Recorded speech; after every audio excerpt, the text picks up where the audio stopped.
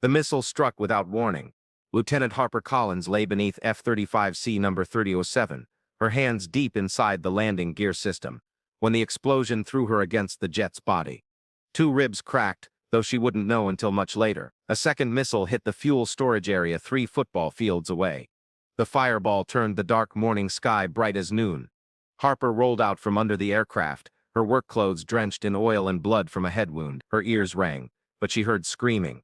Alarms and aircraft engines. The wrong kind of engines from the wrong direction. Enemy aircraft were inbound, multiple hits confirmed. This wasn't practice. The base was under real attack. Harper's military training took over. Training nobody at the base knew she had. Training from a past life that didn't show up in any files they could access. She read the situation fast with skills most people didn't think she possessed. The main fuel storage destroyed. Someone wanted these planes stuck on the ground. Next target would be either backup fuel or the repair buildings. The maintenance facility exploded, throwing twisted metal through the air like deadly blades. Harper dove flat as wreckage rained around her, feeling intense heat even from 200 yards away. This was planned perfectly to stop the base from getting fighters airborne. She pulled herself up and spotted them. 6 dark aircraft in tight formation, flying with military precision. Even from 3 miles out, Harper knew what they were. Sukhoi Su-57s. Russia's advanced stealth fighters that shouldn't be anywhere near American territory. "Where's our air defense?" Someone screamed into their radio. Harper already knew the answer. The patrol had been deliberately kept small this morning. Budget cuts, training schedules, the usual reasons that looked criminal when enemy fighters were actually attacking. 4 F-35s should have been up at all times. This morning only 2 were flying, and they were 70 miles away, probably chasing a fake target. "Get pilots to the ready area," Senior Chief Jackson Torres shouted, blood running down his face. Torres was the top enlisted mechanic on the flight deck, a 20-year veteran of 3 wars who didn't panic easily. His worried voice told Harper how serious this was. "Ready areas gone, Chief." Petty Officer Ryan Mitchell appeared through the smoke. Uniform burned, face shocked from seeing death. Direct hit. 7 pilots down. The medics are trying, but his voice cracked. "Chief, most of them won't survive." Torres went pale. Without pilots, the 12 F-35s sitting on the runway, fully loaded with weapons and fuel, were just expensive targets. The Su-57s were lining up their attack, probably planning to destroy the grounded fighters and turn the flight deck into a junkyard. Harper looked at F-35 number 3007, the jet she'd just finished checking. Fully fueled, fully armed with 10 missiles. All systems perfect. She'd personally checked everything minutes before the attack. The jet was ready to fly. It just needed a pilot. Harper made a choice that would either save the base or end her career. If she lived through the next 10 minutes to have a career. She ripped off her work suit. Underneath, she wore what she'd worn every day for 6 months, despite rules saying she shouldn't. A flight suit, old habits from her previous life when she'd been Lieutenant Harper Collins. Naval pilot with over 500 flight hours in F-18 Super Hornets and F-35. That life ended 6 months ago when psychology tests, command choices and paperwork got her grounded and moved to maintenance. The official reason was medical worries about stress handling and following orders. The real reason was she'd questioned orders during a secret operation, been proven right, but made senior officers uncomfortable. Harper spent 6 months with a wrench instead of controlling a fighter, working on the world's most advanced jets but banned from flying them. She told herself she'd accepted it, moved on. She'd been lying to herself. "Collins, what are you doing?" Torres spotted her running toward the F-35, confusion turning to alarm. "Getting this jet airborne." Harper grabbed the ladder and started climbing, her body remembering the movements after 6 months away. "You're not a pilot. You're maintenance. Check my secret personnel file, Chief." Harper was already in the cockpit, hands moving through startup with automatic skill. "I have over 500 hours in F-35s. I'm qualified for this aircraft, and I'm the only pilot on this flight deck who isn't dead or hurt."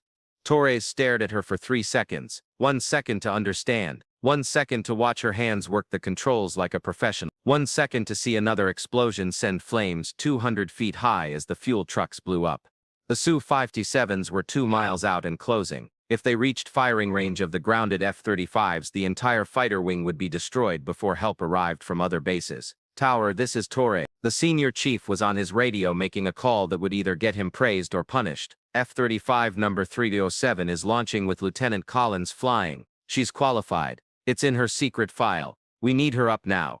Negative. The voice was Captain Diana Morrison, the air boss, with the authority of 30 years flying Navy aircraft. Collins isn't cleared for flight. She's been grounded for. She's either flying that jet, or we're watching 6 enemy fighters turn this entire flight deck into burning wreckage. Torres interrupted, probably the first time in his career he'd cut off a captain mid-sentence. Your call, ma'am, but decide in 10 seconds or there won't be a base left to argue about. Harper didn't wait for permission. She completed startup and the engine roared to life with a sound she'd missed more than she'd admitted to anyone, including herself. The F-35 systems came alive with familiar displays that felt like coming home after a long, painful absence. There was a pause that lasted maybe 5 heartbeats, forever when measured against approaching enemy fighters. Then Captain Morrison's voice came through Harper's helmet, tight with knowing she was approving something that broke multiple rules. 3007, you're cleared for emergency takeoff. Fly heading 090. Weapons free on enemy aircraft. And Collins, bring my fighter back in one piece or don't bring it back at all. Tower. Understood. Harper was already pushing the throttle forward. 3007 is rolling. The F-35 surged forward with massive thrust. Harper felt the familiar pressure pushing her back into the seat. Felt how the aircraft responded to her commands like an extension of her own body. This was what she'd been missing. Not just flying, but the purpose. The feeling of being exactly where she belonged. Doing what she'd been trained for. The jet lifted off after less than 800 feet. Harper immediately climbed, gaining height and speed while the sensors painted a picture that was developing terrifyingly fast. 6 Su-57 Collins, now 90 seconds from weapon range of the grounded American fighters. They flew in a tight formation showing professional military training. This wasn't random. This was a planned military strike by trained pilots who'd practiced exactly this kind of mission. The surprise attack, the precise opening strikes to disable response, the timing to catch the base at its weakest. This was but textbooks didn't account for Harper Collins. 3007, Tower. Lieutenant Marcus Chen's voice from air traffic control showed the strain he felt. You're fully loaded with weapons, but you're one fighter against 6 enemies. Recommend you hold defensive position and wait for back. 2 F-35s coming from Norfolk arriving in 7 minutes.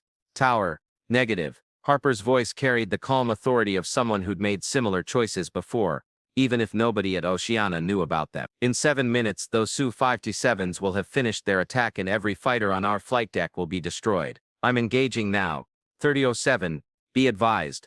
Tower, I appreciate the concern, but I have a target lock and I'm taking the shot. 3007, Fox. Harper's thumb pressed launch and the F-35 shook as all 6 long-range missiles dropped from the internal bay in quick sequence. The missiles lit up and streaked away at 4 times the speed of sound, their radar locked on targets that had about 15 seconds to realize they'd gone from hunters to hunted. The lead Su-57 pilot must have been sharp because Harper saw him brake hard right immediately, throwing out decoys while his wingman broke left in perfect defensive movement. The other 4 fighters scattered, their tight formation breaking as they realized they were under attack from a direction they hadn't expected. Harper's first missile struck the number 3 Su-57 before its pilot even knew he was being targeted. The Russian fighter exploded in a fireball visible even in the growing daylight, wreckage falling toward the ocean 5 miles offshore. Her second missile hit the number 5 fighter as it tried to dive away. Another explosion, another kill, another enemy pilot who probably never even saw the F-35 that killed him. Stealth technology at its best. But the remaining 4 Su-57 pilots were skilled. They defeated Harper's other 4 missiles with hard turns, electronic jamming, and perfectly timed decoys that confused the missile radar enough to make them miss or explode early. 2 kills, 4 missiles spent. 4 very angry enemy fighters, who now knew exactly where Harper was and were moving to attack back. 3007, Tower. Captain Morrison's voice carried a tone Harper couldn't quite place, somewhere between impressed and scared. 2 confirmed kill, but you have 4 enemies trying to engage and you're out of long-range missiles. Recommend Tower. With respect, if I back off now, those fighters finished their attack on the base. Harper was already positioning the F-35 where she could use her 4 remaining short-range missiles. I'm staying in the fight. She rolled the F-35 upside down and pulled through into a dive that traded height for speed and position. The jet responded with precision that justified its huge cost, advanced controls handling maneuvers that would have destroyed older aircraft. Suddenly Harper was diving toward 2 Su-57s that had been trying to flank her. The Russian pilots saw her coming, impossible to miss a fighter diving at you from above, and they reacted with professional skill you'd expect from pilots chosen for a deep strike on American territory. But Harper had already gotten into position that her helmet display confirmed with a solid tone, meaning the missile was locked on what she was looking at. 3007, Fox 2.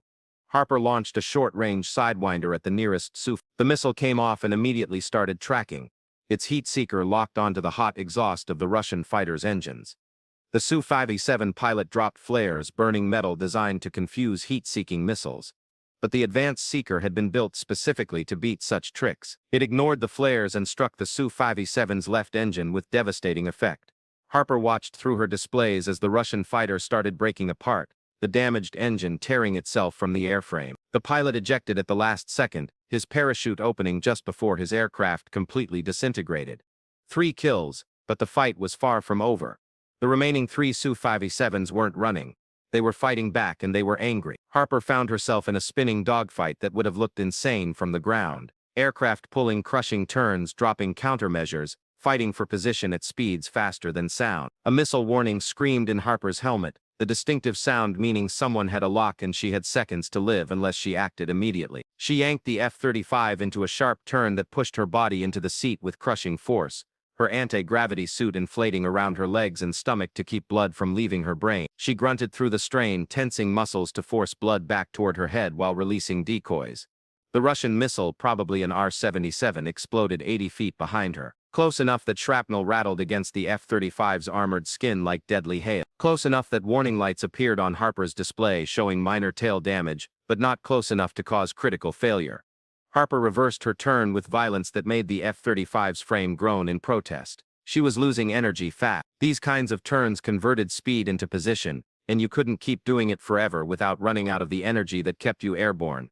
But she'd gained something valuable. She'd reversed the fight and now had a firing position on the Su-57 that had just tried to kill her. 3007, Fox 2. Another Sidewinder, another perfect track.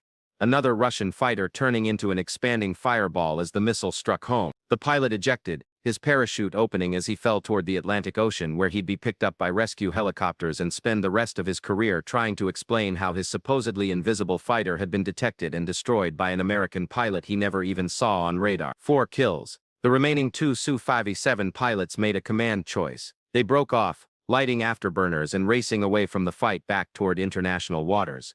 Harper considered chasing them but checked her fuel gauge in tactical situation. She was down to 2 Sidewinders and had burned significant fuel in the dogfight. Her F-35 had taken shrapnel damage. Chasing 2 retreating fighters into international waters was a good way to either run out of fuel or turn an already serious situation into something worse.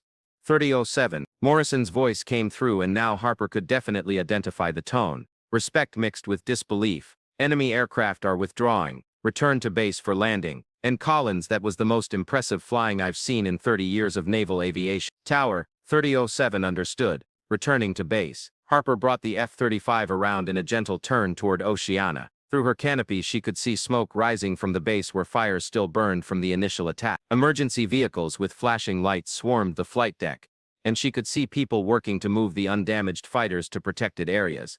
The landing was perfect despite Harper's hands shaking from combat adrenaline. She taxied to the flight deck where what looked like half the base had gathered. Everyone who wasn't actively fighting fires or treating wounded had come to watch the maintenance officer bring back the fighter she'd taken during an enemy attack. Harper shut down the F-35 systems and sat in the cockpit for a long moment, letting her breathing return to normal and processing what had just happened. She'd just shot down 4 Russian fighters in her first combat after being grounded for 6 months. She'd broken about 20 regulations by taking off without proper permission. She'd probably started an international incident, and she'd do it again in a heartbeat because that's what the situation required. She opened the canopy and climbed out to find Senior Chief Torres waiting at the ladder along with Captain Morrison and what looked like every officer on the base who was still conscious and mobile. Torres was grinning despite the dried blood on his face from his shrapnel wound. Lieutenant Collins, that was either the bravest or craziest thing I've ever seen a naval officer do, maybe both. Chief, I was just doing what needed to be done. Harper stood at attention despite her body's protest. 2 cracked ribs, various bruises and a massive adrenaline crash competing to make her collapse right there. At ease, Lieutenant. Captain Morrison's expression was complex. Anger, relief, and respect all fighting for control. You just broke so many regulations I literally don't know where to start with the paperwork. You took off without proper permission. You engaged enemy aircraft without command approval. And you flew a combat mission while officially grounded from flight operations. Yes, ma'am. Harper accepted. I take full responsibility for my actions. I'm not finished. Morrison continued. You also saved this base from what would have been catastrophic damage. Those Su-57s would have destroyed every fighter on the ground if you hadn't gotten airborne. You shot down 4 enemy aircraft in a 6-against-1 fight. And you did it in an aircraft you weren't supposed to fly, wearing a flight suit you weren't supposed to have, using skills you supposedly didn't possess. Morrison paused, and when she spoke again her voice had softened slightly. Lieutenant Collins, someone made a serious mistake when they grounded you. Today you proved that mistake almost cost us everything. Effective immediately, your maintenance assignment is over and you're back to full flight status. You're returning to the fighter wing where you should have been all along. Harper felt something release in her chest, tension she'd carried for 6 months without fully acknowledging it. Thank you, ma'am. Don't thank me yet. You're going to spend the next month in interviews with people whose security clearances require security clearances. You're going to explain exactly why you were grounded, what happened during those secret operations nobody wants to discuss, and why we should trust you in a cockpit again despite your authority issues. I understand, ma'am. The interviews were exactly as unpleasant as promised. Harper spent days in windowless rooms with officers and intelligence analysts who wanted to know everything about the fight, her tactical choices, her weapon use, her assessment of the Su-57's abilities, and most importantly, how she'd managed to defeat 4 fighters that were supposed to be among the most advanced in the world. The Su-57 is an excellent aircraft, Harper explained during one session, but it's not as invisible as advertised, and the pilots, while professional, made tactical mistakes. They stuck to an attack plan and didn't adapt quickly when I engaged from an unexpected angle. Also, the F-35 sensor fusion gives me an information advantage that's hard to overstate. I knew where they were before they knew where I was, and your choice to fire all 6 long-range missiles at once, the questioner asked. That's not standard procedure. Standard procedure assumes you have multiple fighters and time to coordinate. I had neither. Hitting them immediately with multiple incoming missiles forced them to react defensively and broke up their formation. It created opportunities I could use. But the questions that caused the most argument weren't about tactics. They were about her psychology tests and the reasons she'd been grounded. Your previous evaluation noted persistent failure to follow orders in high-stress situations. One psychiatrist read from her file. Yet today you disobeyed direct orders and took a fighter jet. I didn't steal it, Harper corrected. I flew a combat mission in an aircraft I was qualified to operate during a situation where base defense required immediate action. That's just semantics, Lieutenant. With respect, sir, it's the difference between theft and legitimate military operations. I was qualified on that aircraft. The situation required immediate response. I made a tactical choice that saved the base. By disobeying order, by using tactical judgment in a fluid combat situation where waiting for proper permission would have resulted in catastrophic failure. Harper met the psychiatrist's eye. Sir, you can call it whatever you want, but those Su-57s would have destroyed every fighter on the ground if I'd waited for permission to do my job. The evaluations continued for weeks, but the conclusion was unavoidable. Harper had proven herself in combat in a way that made her previous grounding look increasingly unjustifiable. 3 months after the attack, she was assigned to VFA 41, the Black Aces, one of the Navy's top fighter squadrons. Her squadron mates were cautious at first. Word had spread about the maintenance officer who'd shot down 4 enemy fighters, but also about her authority issues and the secret incidents that had gotten her grounded. They watched her carefully during training flights, looking for signs of the problems that had ended her previous flying career. What they saw instead was a pilot who flew with precision and professionalism, who knew the F-35 systems better than most pilots because she'd literally been taking them apart and putting them back together for 6 months. Her tactical awareness was exceptional. Her weapon use was textbook, and she had a gift for reading developing situations and making good choices under pressure. You know what's funny? Her wingman, Lieutenant Jake Falcon Torres, no relation to Senior Chief Torres, said after a particularly challenging training mission, for someone with authority issues, you're the most by-the-book pilot I've ever flown with. That's because there's a difference between following stupid orders and following tactical procedure. Harper replied, when the orders make sense and serve the mission, I follow them perfectly. When they don't, I speak up. That's what got me grounded. I questioned a stupid order during a secret operation. Turned out I was right, but I made a senior officer look bad. And today you saved a base by disobeying orders. Today I made a tactical choice during a fluid combat situation. There's a difference. Over the following months, Harper flew combat missions that weren't supposed to officially exist. Operations over contested territories where American fighters were supposedly not present, despite the fact that she was definitely there. Definitely flying an F-35 and definitely engaging enemy aircraft when they threatened American interests. She added 4 more kills to her record over those months. 2 Chinese J-20 Mighty Dragons over the South China Sea during an operation that never happened. and 2 more Russian Su-57s over Eastern Europe during a fight that officially didn't involve American forces. 8 total kills. It made her one of the most successful fighter pilots in the modern era, with a combat record that would have made her famous if any of it had been publicly acknowledged. But Harper wasn't in it for fame. She was in it because this was what she was built to do: fly fighters, defend American interests, and make the tactical choices that needed to be made when situations went bad and command was too far away to approve every action. You know, most pilots with your record would be giving interviews and writing books. Commander Sarah Vance, her squadron commander, said during one debrief, "Most of my missions are secret, ma'am." Harper replied, "Hard to write a book about operations that officially didn't happen." Fair point. Vance studied her for a moment. "You ever regret the path that got you here? The grounding, the maintenance assignment, all of it?"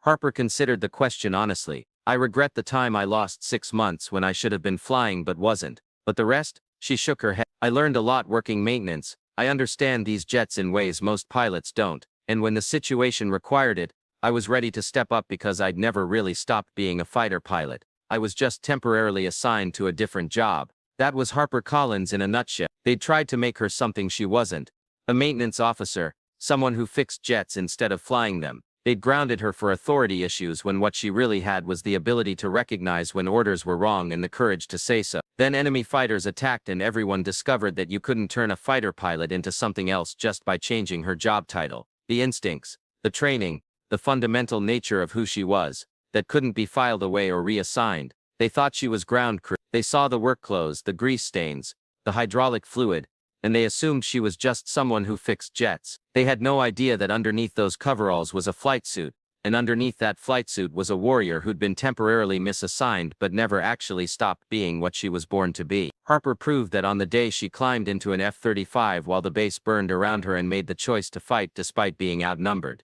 despite breaking regulations, despite all the reasons she supposedly shouldn't. She proved it again over the following months, adding to a combat record that was secret but impressive, showing that she wasn't someone who'd gotten lucky once. She was a consistently exceptional pilot who belonged exactly where she was. 8 enemy jets eliminated, 4 Russian Su-57s, 2 Chinese J-20s and 2 more Su-5, all in fights where she'd been outnumbered and outgunned on paper but had won through superior training, tactical awareness, and the kind of aggressive skill that defined the best fighter pilots in the world. They thought she was ground crew. They were wrong. She was always a fighter pilot. They'd just forgotten that for 6 months, and it took an enemy attack to remind everyone of the truth. Some people are born to fly, some people are born to fight. Harper Collins was born to do both, and no amount of paperwork, psychology tests, or administrative reassignment could change that basic fact.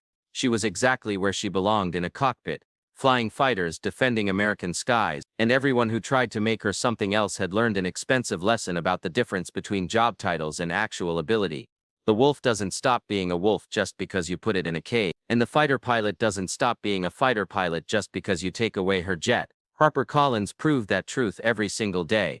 They thought she was ground crew. They learned otherwise, and the enemy fighters she eliminated learned it too late. 2 years after that morning, when she'd climbed into F-35 number 30, Harper stood in the hangar at Naval Air Station Oceana, watching a new group of maintenance people work on the fighters. She'd been promoted to lieutenant commander and was now the squadron's maintenance officer and a combat pilot, the first person in naval aviation to hold both positions at the same time. A young petty officer approached nervously. "Ma'am, I heard you used to be maintenance before you flew combat. Is that true?" Harper smiled, remembering the hydraulic fluid and grease stains, the 6 months when everyone thought she was just a wrench turner. "It's true. I spent 6 months working on these jets before I got back in the cockpit." "Did it help, knowing how the systems work?" "More than you'd think," Harper replied. "Understanding what's happening mechanically makes you a better pilot. You know the limits, the capabilities, what the jet can really do versus what the manual says." She pointed toward the F-35s lined up on the flight deck. "Every person who touches these aircraft, maintenance, weapons, support crew, they're all part of the mission. But sometimes the person turning the wrench can also pull the trigger. Never assume you know someone's full abilities just by looking at their current job." The petty officer nodded, processing this wisdom from someone who'd proven that job titles were just words on paper. But capability was what mattered when the bullets started flying. Harper walked out onto the flight deck, looking at the jets that had become her life, maintaining them, flying them, fighting in them. She'd found her place finally, doing both jobs and proving that the best fighter pilots understood their aircraft from the inside out. They'd thought she was just ground crew. She'd shown them she was so much more. Thanks for watching. Don't forget to subscribe for more amazing stories every day.